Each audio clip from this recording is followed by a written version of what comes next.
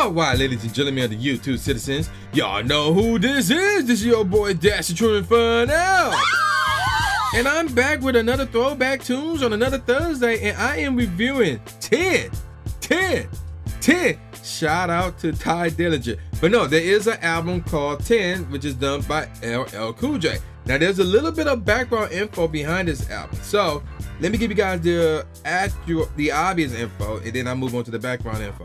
So, ironically enough, 10 is the 9th studio album by LL Cool J. This joint came out October 15, 2002 under Def Jam Recordings. So, I just graduated high school, basically. And okay, this is weird. So before I get on to the background info, let me give you guys the little bit more info. So this joint was recorded from 2001 up to 2002, and the producers involved were the Neptunes, Poke and Tone, Juan Lawrence, DJ SNS, Eric Nix, Zughan Bay, and Chop, Big Joe, K1 Million, and yeah, I mentioned Chop and Big Joe. And yeah, that's it. Okay, yeah, so that's everybody right there. Alright, so let me do a quick count real quick of the number of albums LL Cool J have done. So wait a minute. 1, 2, 3, 4, 5, 6, 7, 8. Yeah, so okay, that's weird.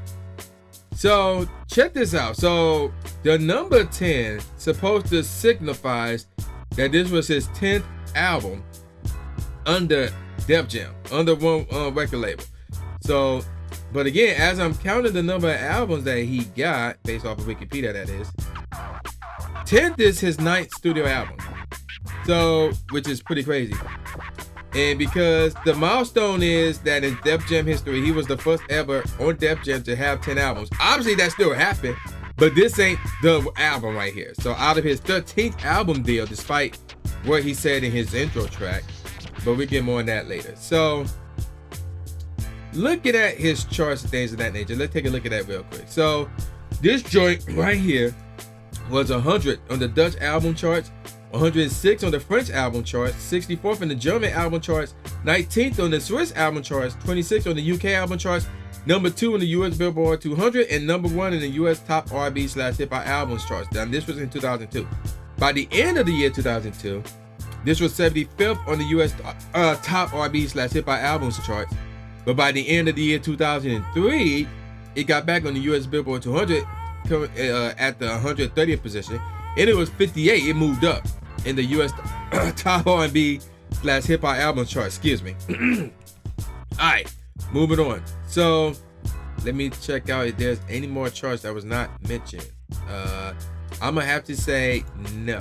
Yeah, so that's everything. Now, in terms of certifications, it was gold in the RIAA, selling around 500,000 copies, and silver in the UK, selling around 60,000 copies. So yeah, there you go with that. So, and it's weird because it said that, oh, okay. So it says out in the UK, it was LL's highest charting album on the UK album charts to date. Okay, I'm looking like, what? Highest charting album? I'm like, what? How? And then I'm like, oh, out in the UK. Okay, there you go with that. So, there are a grand total of 15 tracks if you got the original version. The first one being the intro, as I mentioned already, so I can only give you guys a top 3, not a top 5. Now, there are 2 different versions. There's the special edition, where it had 2 more tracks. One of them is called Untitled, and that one was produced by Corey Mooney and Ron G and Dave McPherson, excuse me. And then there's track number 16, which is called All I Have, which is actually a Jennifer Lopez track, but it features LL Cool J. Now, out in the UK special edition, their bonus track, their 16th bonus track, is called James Yarday Mix, which obviously replaced All I Have. So yeah, there you go with that. So there's 3 singles off of this album, and we'll get more on that in a second. So the first track, like I said, is called Intro. Next up is Born to Love You. Everything spelled out. There's no letters or anything like that. Unlike the next song, which is called Love, L-U-V, You, the letter U, Better. And this is actually my all-time favorite LL Cool J song right here. So I'm just throwing that out there. That's really the main reason why I went to review this album. All right, next up is and that's one of his 3 singles. In fact, that's his first single. And then the next song is his next single, which is called Paradise featuring A. Marie. And y'all know how I feel about A. Marie. Track number 5 is called Faha. Next up, and this is funny to me, track number 6 is called Niggy Nuts. I crappy not, it's called Niggy Nuts. Track number 7 is the third single, and that one is called Amazing, without the G. Amazing apostrophe. And this is not featuring, but introducing Candace Love. So that's interesting. Track number 8 is called Clockin' G's, followed by Lollipop. And then, no, not that Lollipop. Track number 10 is called After School featuring P. Diddy. So yes, at this point, Puff Daddy, aka Diddy, aka whatever, Sean Combs, he was known as P. Diddy at this point in time. Track number 11 is called Throw Your L's Up, followed by You Should, again the letter U, You Should. And then we got 10 Million Stars, followed by track number 14, which is Mirror Mirror. And then the last track off the original album, which is called Big Mama, and in parentheses, Unconditional Love featuring Drew Hill. So yeah, there you go with that. All right, so let's get on with the single. So the first single is Love You Better, obviously. So here's the deal with this one. This joint came out August 13, 2002. So 5 days before my birthday. And it's the leading single off of this album, 10. And it was produced by the Neptunes and features additional vocals from Mark Dorsey. And Love You Better was obviously a huge success here in the US. We'll get more on the charts in a second. And obviously there was a music video for this directed by Benny Boom. And the video was inspired by the 1990 American romantic comedy film, Pretty Woman. So if you're thinking, Pretty Woman, walking down the street, who knows? Now, there's this one chick in the video, the leading lady in the video, and she go by the name of Nicole Naran, who is a Playboy playmate and American model. And she was really fine in this video. I'm letting y'all know right now, though. So let's look at the charts. This joint was 7th in the UK singles charts, 4th on the US Billboard Hot 100, number 1 on the US Billboard Hot R&B/Hip Hop Singles and Tracks, number 2 on the US Billboard Hot Rap Tracks, and 42nd on the Swiss Singles Charts. And let's see, did it make any other charts? And I'm gonna have to say, wait, did it? I'm seeing, no, we got that already. Yeah, let me double check that because I'm not 100% sure. Yeah, we got that already. So number 1, number 2, 74, 42, and 7. Oh wait, where's that 74th and another 7? Yeah, so yeah, let's look at that right there. So this joint was also 74th in Germany in the GFK Entertainment charts, and out in the UK it was 7th on the UK singles charts. Oh wait, no, I got that already. No, there was another number 7. I apologize. Was there another number? No, yeah, that's it. That's all. Okay, cool. All right, let's move on to the next single, which is called Paradise. So this joint came out, okay, they got 3 release dates. So in the US, it came out December 14, 2002. But in the UK, it came out February 10th, 2003. And I believe this is Sweden. No, Australia. And out in Australia, it came out March the 17th, 2003. So here's the deal with this track right here. Alright. And this track, not only was this track on LL Cool J's 10 album, but it also appeared on the soundtrack to the 2003 film Deliver Us from Evil. And in that movie, LL Cool J is in that movie, and he stars in the movie alongside with Gabrielle Union.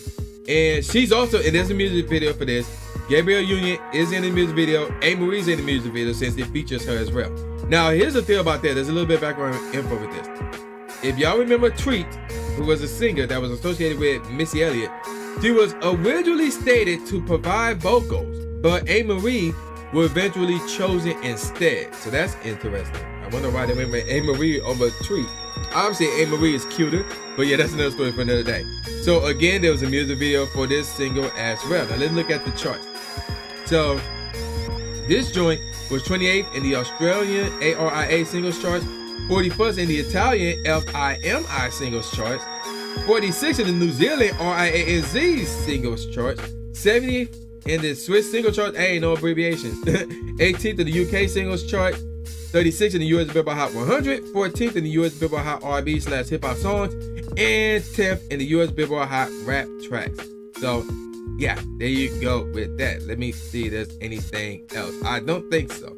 No, there's nothing else. There's nothing else. There's nothing else. All right, let's move on to the third single off of this album, which is called Amazing. And this one came out April 8, 2003. I don't believe there was a music video for this one. And obviously this one features or introduced Candace Love on this one.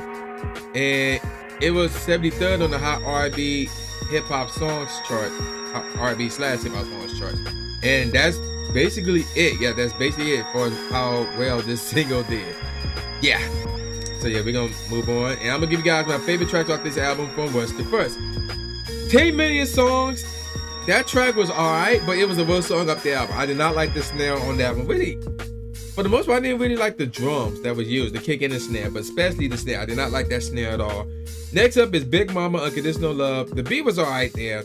Lollipop, it was a little bit goofy, it was a little bit goofy for me, but the beat was still tight nevertheless. Niggy Nuts, the beat was unique, but it was still tight, nonetheless as well.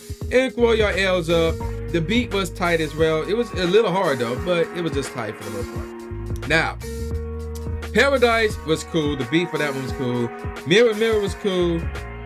After School was pretty cool, as was You Should, which is obviously a Neptune beat right there.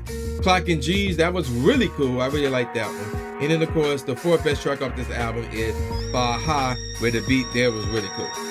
So, here's the interesting thing. My top 3 are all singles.